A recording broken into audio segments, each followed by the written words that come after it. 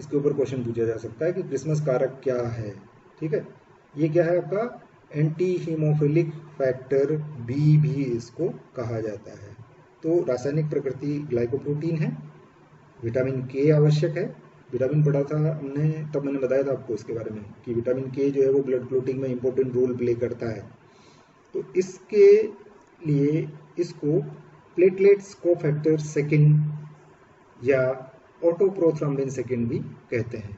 ये सक्रिय होता है और थ्रोम्बोप्लास्टिन के निर्माण में सहायता करता है।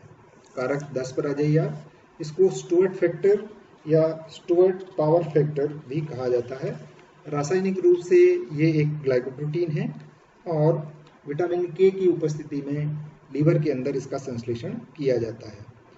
इसकी जब आवश्यकता नहीं है हमारे को तो ये प्लाज्मा में निष्क्रिय अवस्था में पाया जाता है और थक्का बनते समय ये कन्वर्टीन, कैल्शियम आयन और एंटी हीमोफिलिक कारक की उपस्थिति में सक्रिय हो जाता है।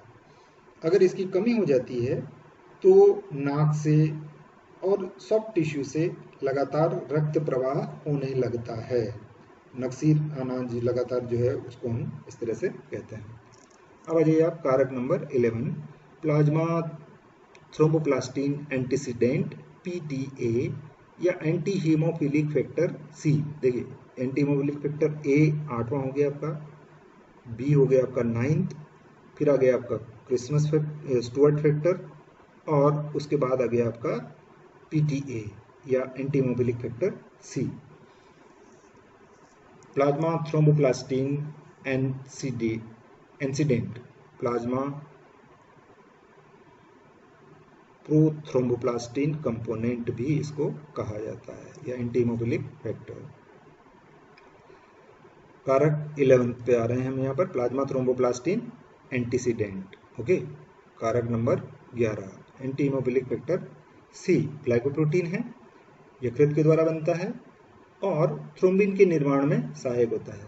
इसकी कमी से हीमोफीलिया सी होता है। तो जनरली हम कहते हैं कि स्त्रियों में हीमोफीलिया नहीं होता है, लेकिन अगर उसके अंदर कारक 11 जो है उसकी कमी है तो स्त्रियों में भी हीमोफीलिया जो है वो हो जाता है। ये जेनेटिक हीमोफीलिया से अलग होगा, लेकिन ये पुरुष और स्त्री दोनों के चोटग्रस्त स्थान से इससे रक्तस्राव की अधिकता होती है। कारक 12 पर आ जाइए आप, हैगमैन कारक। अच्छा, ये 11th जो फैक्टर है ये इस 12th फैक्टर के द्वारा सक्रिय होता है, हैगमैन कारक के द्वारा सक्रिय होता है। तो 12th फैक्टर आ गया आपका Hageman factor. Hageman factor glycoprotein है और इसको सरफेस कॉन्टैक्ट कारक भी कहते हैं। ये प्लाज्मा में निष्क्रिय रहता है और जब सरफेस कॉन्टैक्ट क्यों कहा हमने इसको, कि जब भी धमनी या शिरा की जो दीवार, क्षतिग्रस्त दीवार है, जब ये उसके संपर्क में आता है, उसके कांटेक्ट में आता है, तो ये सक्रिय हो जाता है। तो करता क्या है, ये प्रोथ्रोम्बिन एक्टिवेटर का निर्माण करता है और इसकी कमी से भी रक्त के स्कंदन में अधिक समय जो है वो लगने लग जाता है। फैक्टर 12 हैगमैन फैक्टर हो गया। फैक्टर 13 फाइब्रिन स्टेबिलाइजिंग फैक्टर, ये भी ग्लाइकोप्रोटीन है और कैल्शियम आयन के साथ फाइब्रिन को फाइब्रिनोजन को फाइब्रिन के अंदर कन्वर्ट करने का काम करता है। आपकी बुक में फाइब्रिन को फाइब्रिन में कन्वर्ट करना लिखा हुआ है, तो ध्यान रखिए, करेक्शन कर लेना यहाँ पर कि ये कैल्शियम आयन के साथ विलयशील फाइब्रिनोजन को अविलयशील फाइब्रिन में रूपांतरित करता है। तो ये तो हो गए कुछ जो कैस्केड सिस्टम में जो दिए गए हैं। इसके अलावा कुछ और कारक की वर्तमान समय में खोज हुई है, अगर आपको याद रह जाए तो बहुत अच्छा है, और नहीं तो जो क्लासिकल थ्योरीज में आपके दे रखा है उसमें कारक 13 तक ही दे रखा है। लेकिन फिर भी अगर आप चाहें तो एक फ्लेचर फैक्टर है और एक काइनोजन है जिसको हाई मोलिकुलर वेट काइनोजन कहा जाता है। इसको हम फिट्जराल्ड फैक्टर कहते हैं। ओके, और प्लेटलेट्स जो है आपकी हाई मोलिकुलर वेट काइनोजन और प्लेटलेट्स। ओके, अब अगर हम इसको देखें कि ये किस तरह से होता है, तो देखिए टिश्यू ट्रॉमा हुआ, मतलब कोई इंजरी हुई, टिश्यू फैक्टर रिलीज होगा, कारक 7 ये एक्टिवेट होगा और ये कारक 10th को एक्टिवेटेड फॉर्म में करेगा। ये कारक 10th, यहाँ पर भी कैल्शियम की प्रेजेंस होनी चाहिए, और जो एक्टिवेटेड है ये भी क्या करेगा, आपका कारक 5 के साथ मिलकर के प्रोथ्रोम्बिन एक्टिवेटर बनाता है, और ये प्रोथ्रोम्बिन एक्टिवेटर प्रोथ्रोम्बिन को थ्रोम्बिन के अंदर कन्वर्ट कर देता है। ठीक है, तो जो अब आप याद करिए, शुरुआत में मैंने आपको ये कहा था कि क्लोटिंग का बेस क्या है, फाइब्रिनोजन को फाइब्रिन के अंदर कन्वर्ट करना। कौन करेगा? थ्रोम्बिन करेगा। थ्रोम्बिन किस फॉर्म में है? प्रोथ्रोम्बिन में है। तो प्रोथ्रोम्बिन को पहले थ्रोम्बिन के अंदर कन्वर्ट करना पड़ेगा, और ये थ्रोम्बिन फिर आगे जाकर के आपका जो फाइब्रिनोजन है उसको फाइब्रिन के अंदर कन्वर्ट करेगा। नेक्स्ट में और थोड़ा सा और आपको ये क्लियर हो जाएगा कि जो दीवार के साथ में कांटेक्ट में आया है उसकी वजह से एक टिश्यू थ्रोम्बोप्लास्टिन सिक्रीट होता है, और ये एक प्रोटीओलाइटिक एंजाइम की तरह काम करता है, जो कि फैक्टर 10 जो है हमारा, वो क्या था? स्टुअर्ट कारक, उसको इंड्यूस करता है और वो एक्टिवेटेड फॉर्म में आ जाता है। ये 10th जो एक्टिवेटेड फॉर्म में आया है, ये प्रो एक्सिलरीन फैक्टर 5 की प्रेजेंस में और कैल्शियम की प्रेजेंस में प्रोथ्रोम्बिन एक्टिवेटर बनाता है। यही बात हम कह रहे हैं यहाँ पर, है ना? ये एक्टिवेटेड 10th और 5 कैल्शियम की प्रेजेंस में प्रोथ्रोम्बिन एक्टिवेटर बनाएगा।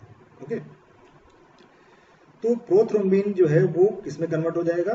थ्रोम्बिन के अंदर कन्वर्ट हो जाएगा और क्लोटिंग शुरुआत हो जाएगी। यहाँ पर factor 5 in the activator complex is inactive until thrombin is form. जब तक थ्रोम्बिन नहीं बनता है आपका, तब तक आपका जो फैक्टर 5 है वो इनएक्टिवेटेड फॉर्म में रहता है।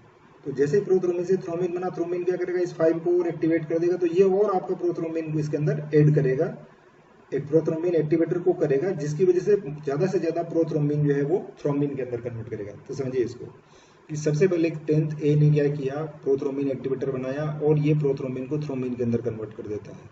ठीक है, ये थ्रोम्बिन क्या करेगा? फैक्टर 5 को एक्टिवेट करेगा।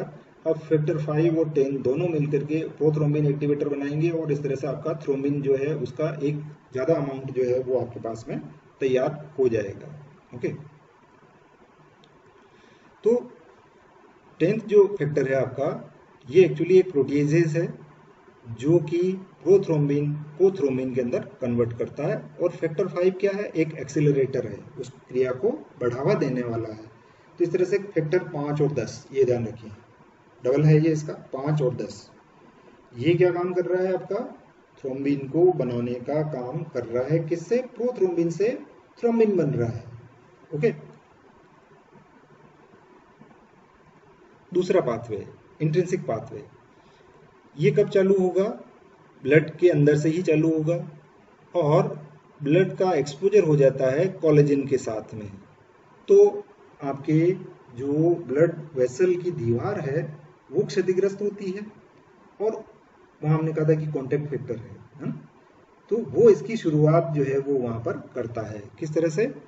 कि ये कोलेजन के साथ कांटेक्ट में आया, तो आपका जो 12th फैक्टर है, 12th फैक्टर कौन सा कहा था हमने? हैगमैन फैक्टर, ये 12th ए के अंदर कन्वर्ट हो जाता है। एक जो मैंने आपको कहा था कि ये मैकेनिज्म आपके उसमें बुक्स में वगैरह नहीं दे रखा है, तो एक्चुअली जो फैक्टर 12th जो है ये क्या करेगा? 11th को एक्टिवेट करेगा, और इस क्रिया में आपका काइनोजन और प्री एल्किरीन हाई मोलिकुलर वेट काइनोजन, उस पीछे वाले चार्ट में देखिए, आप याद करिए इसको, यहाँ पीछे वाले एक चार्ट में मैंने आपको बताया था कि ये रहा आपका, है ना? ये प्री कैलिकरीन, फ्लेचर फैक्टर और फिट्जराल्ड फैक्टर। तो यहाँ पर फ्लेचर और फिट्जराल्ड दोनों एफ नाम याद रखिए, फ्लेचर और फिट्जराल्ड। ये फ्लेचर और फिट्जराल्ड फैक्टर इस एक्टिवेटेड 12th फैक्टर, जिसको हम 12th ए मीन्स एक्टिवेटेड, सक्रिय, ये क्या करेगा? आपका जो 11th फैक्टर है आपका, इसको हमने कहा था पीटीए, प्लाज्मा थ्रोम्बोप्लास्टिन एंटीसीडेंट, है ना? प्लाज्मा थ्रोम्बोप्लास्टिन पूर्ववर्ती, इसको एक्टिवेट कर देगा, और ये फैक्टर क्या करेगा? आपका कैल्शियम की प्रेजेंस में फैक्टर नंबर 9 क्रिसमस कारक, इस क्रिसमस कारक को एक्टिवेट करेगा। ओके, इसमें सहायता कौन करेगा? आपका 8th। और अब जो थ्रोम्बिन बना है आपका, ये थ्रोम्बिन 10th जो फैक्टर है आपका स्टुअर्ट कारक, उसको एक्टिवेट करेगा। और उसके एक्टिवेशन की वजह से क्या होगा कि एक तो ये जो ब्लड ट्रॉमा हुआ है वो भी एक यहाँ पर आपका आ जाएगा, जो प्लेटलेट्स जो हैं उसके फॉस्फोलिपिड्स हैं, ये सब मिलकर के और जो आपका 10th कारक है स्टुअर्ट कारक, उसको एक्टिवेट कर देंगे। और पहले में हमने देखा कि थ्रोम्बिन बन चुका है, तो ये थ्रोम्बिन क्या करेगा? और फैक्टर 5 है ना, मैंने कहा था फैक्टर 5 और फैक्टर 10 वहाँ पर इंपॉर्टेंट रोल प्ले करते हैं, वही मैकेनिज्म हमने यहाँ पर लिया है। ये प्रोथ्रोम्बिन एक्टिवेटर को बनाता है, जिसकी वजह से प्रोथ्रोम्बिन जो है वो थ्रोम्बिन के अंदर कन्वर्ट हो गया है। ओके, ये इंट्रिंसिक पाथवे है, वही जो मैंने आपको बताया कि लास्ट में 10th A with factor 5 prothrombin activator बना लेता है। ओके, यहाँ पर कैल्शियम जो है वो एक एक्सेलेटर का काम करता है। इनकी एब्सेंस में blood clotting in either pathway does not occur, दोनों की ही पाथवे में, यानी जो बाहरी और आंतरिक दोनों पाथवे हैं उनके अंदर ये काम नहीं करेंगे। और एक चीज ध्यान रखिए कि दोनों पाथवे जो हैं वो एक साथ काम करते हैं। कैसे? ये यहाँ पर ब्लड ट्रॉमा और कॉन्टैक्ट विद कोलेजन, और ये यहाँ पर ये वाला प्लेटलेट्स फॉस्फोलिपिड्स की वजह से, जो चोट की अंदर अंदरूनी चोट की वजह से जो रिलीज हुआ है, ये मिलकर के। ओके, तो clotting need 15 seconds in extrinsic pathway and 1 to 6 minute in intrinsic pathway, क्योंकि बाहर चोट लगी है तो उसका जल्दी से रोकना जरूरी है, नहीं तो वो ब्लड शरीर से बाहर निकल जाएगा। और वेसल्स के अंदर ही है अगर वो, तो उसमें कोई इतना ज़्यादा, हालांकि खतरा उसमें भी है लेकिन इतनी इमरजेंसी नहीं है, इसलिए हमारी बॉडी में इस तरह के मैकेनिज्म वहाँ पर हैं। तो ये काम क्या करता है? Prevention of blood clotting in the normal vascular system. अगर आपके नॉर्मल जो ब्लड वेस्कुलर सिस्टम है उसके अंदर थक्का नहीं बनेगा, ये होता है एंडोथीलियल सरफेस फैक्टर्स, जो कि अंदर की जो दीवार है वेसल्स की, उसको एंडोथीलियल सरफेस कहा जाता है। उसके ऊपर ग्लाइकोकैलिक्स की एक लेयर होती है जो कि क्लोटिंग फैक्टर्स को दूर रखती है। हमने कहा था कि वो कॉन्टेक्ट में आने के बाद एक्टिवेट होगा, इसलिए उनको वहां से दूर रखा जाता है। और जो थ्रोम्बिन बना हुआ है, उस थ्रोम्बिन को थ्रोम्बोमोडुलिन बाइंड करके और रखता है, इसलिए थ्रोम्बिन जो है वो फ्री नहीं होगा। अगर थ्रोम्बिन फ्री नहीं होगा तो ये आपका फाइब्रिनोजन को फाइब्रिन के अंदर कन्वर्ट नहीं कर पाएगा। इसके अलावा ब्लड में कुछ एंटीकोगुलेंट होते हैं। एक नाम मैंने हिपेरिन आपको बताया है पहले ही कि यकृत के द्वारा बनाया जाता है, ब्लड के अंदर होता है, रक्त का थक्का बनने से रोकता है अंदर ये। और एक एंटीथ्रोम्बिन थर्ड, ये जो फैक्टर हैं ये ब्लड का थक्का उसके अंदर नहीं बनने देते हैं। Okay, then lysis of clot किस तरह से ये होता है? प्लाज्मीन का एक इंपॉर्टेंट रोल होता है यहाँ पर। ये क्या करता है कि अगर अंदर बहुत सारे थक्के बन रहे हैं तो उन थक्कों को खत्म करने का काम ये करता है। इसके अलावा प्लाज्मिनोजन जो है वो किसी छोटा थक्का बनता है तो उसको ये एंट्रेप कर लेता है, अपने जाल के अंदर ये ले लेता है। एक और इम्पोर्टेंट है आपका टीपीए, टिश्यू प्लाज्मिनोजन एक्टिवेटर। ये स्लोली रिलीज होता है आफ्टर ब्लीडिंग स्टॉप्स, जिससे कि आपका वहां पर कोई दूसरा थक्का जो है वो नहीं बन सके।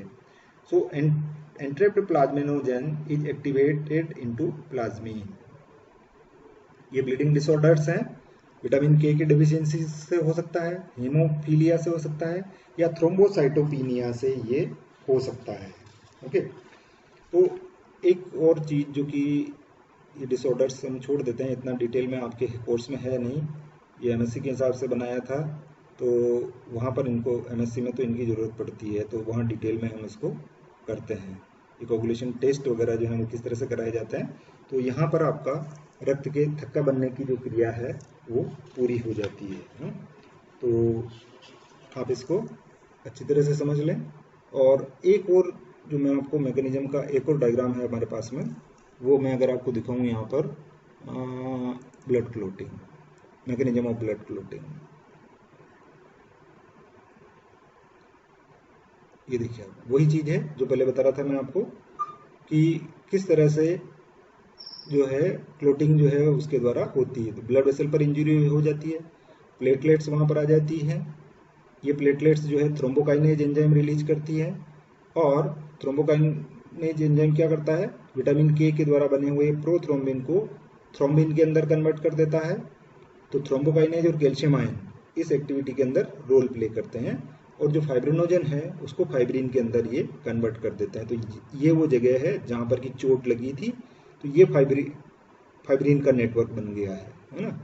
तो ये क्लोट जो है वो बन जाता है, और यहाँ से आपका ब्लड जो है उसका लॉस जो है वो कम हो जाता है। ये कुछ एग्जांपल्स जो हैं वो दिए हुए हैं। तो यहाँ पर इस तरह से आपका ये मैकेनिज्म इसका पूरा हो जाता है। तो 3 स्टेप हैं इसकी, एक बार वापस रिवाइज करवा देता हूँ मैं आपको कि 3 स्टेप्स हैं। पहली चीज़ थ्रोम्बोप्लास्टिन का रिलीज होना। थ्रोम्बोप्लास्टिन क्या करेगा, प्रोथ्रोम्बिन को थ्रोम्बिन में बदलेगा, और थ्रोम्बिन जो है वो फाइब्रिनोजन को फाइब्रिन के अंदर बदल देगा। ये बेसिक मैकेनिज्म है। इसके जो अलग अलग सिद्धांत दिए गए हैं बेस्ट और टेलर का, ये इस चीज़ के ऊपर डिपेंड है कि जो उत्पत्ति हो रही है वो कहाँ से हो रही है। अगर प्लाज्मा में उपस्थित प्रोथ्रोम्बिन थ्रोम्बिन के अंदर बन रहा है, और ये फाइब्रिनोजन को फाइब्रिन के अंदर बदल देता है। इसके विपरीत हॉवेल ने ये कहा कि पहले प्रोथ्रोम्बिन से थ्रोम्बिन बनेगा, और ये फाइब्रिनोजन पर थ्रोम्बिन की क्रिया होगी, जिससे कि फाइब्रिनोजन जो है वो फाइब्रिन के अंदर बदल जाता है। तो ये जो मैकेनिज्म वही है जो मैं आपको पहले वहाँ पर बता चुका हूँ। अब इसका इम्पोर्टेंस क्या है, बस लास्ट एक चीज़ और बची है इसके अंदर आपके, वो है कि थक्का बनना जो है एक बहुत महत्वपूर्ण क्रिया है, और अगर थक्का नहीं बनेगा तो आपको हीमोफीलिया डिजीज है। ये एक आनुवंशिक रोग है जो एक्स क्रोमोसोम पर स्थित एक रिसेसिव जीन के द्वारा होता है, और ये रोग स्त्रियों की अपेक्षा पुरुषों में अधिक होता है। और ऐसे रोगियों में हीमोरेज को रोकने के लिए एंटी हीमोफिलिक ग्लोबुलिन जो है वो इंजेक्ट किया जाता है। ओके, तो यहाँ पर हम हमारे चैप्टर का इसका लगभग आधा भाग जो है वो पूरा हो गया है, और एक और बहुत इम्पोर्टेंट पार्ट जो बचा है आपका, वो है आपका हार्ट और स्ट्रक्चर ऑफ हार्ट और कार्डियक साइकिल। इसको हम आने वाले 1-2 दिन में पूरा करने का प्रयास करेंगे। Thank you.